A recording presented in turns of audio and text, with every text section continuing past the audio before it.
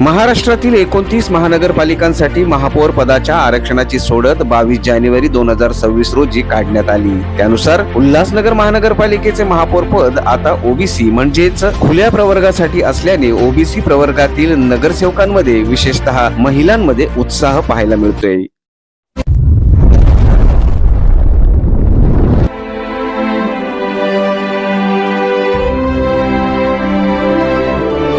सर्वच राजकीय पक्षांनी आपापली मोर्चे बांधणी सुरू केली असली तरी शिंदे गटाच्या शिवसेनेकडे बहुमत असल्याने त्यांचाच महापौर होण्याची शक्यता तीव्र झाली आहे। यात प्रामुख्याने राजश्री राजेंद्र चौधरी, ज्योत्स्ना जाधव, इंदिरा पाटील ही प्रमुख नावे चर्चेत आहे। साई पक्षाचा एकच नगरसेवक असल्याने त्यांना महापौर पद मिळण्याची शक्यता धूसर झाली आहे, तर वंचित बहुजन आघाडीला आधीच उपमहापौर पदाचा शब्द शिवसेनेने दिला आहे।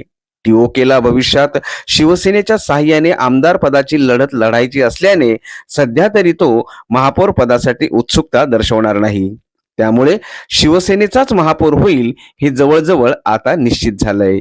राजश्री राजेंद्र चौधरी यांनी याआधीही महापौर पद भूषवल्याने आता खासदार डॉक्टर श्रीकांत शिंदे नवीन चेहऱ्याला संधी देतील अशा चर्चा राजकीय वर्तुळात रंगत आहेत। ज्योत्स्ना जाधव या विवादित असल्याने इंदिरा पाटील यांचा मार्ग आता जवळजवळ मोकळा झालाय। शिवसेना गटनेते अरुण आषाण यांनी संपूर्ण ताकद लावून या प्रभागातून भारतीय जनता पक्षाचे प्रस्थापित धनंजय बोडारे यांना नामशेष करून इंदिरा पाटील यांच्यासह पॅनल निवडून आणलं। इंदिरा पाटील या उच्च शिक्षित असून प्रांजल पाटील यांच्या भावजाई आहेत, तर एका IAS ऑफिसरच्या प्रशासकीय ज्ञानाचा फायदा इंदिरा यांना होऊ शकतो आणि यामुळे शहर विकासात मदत होईल।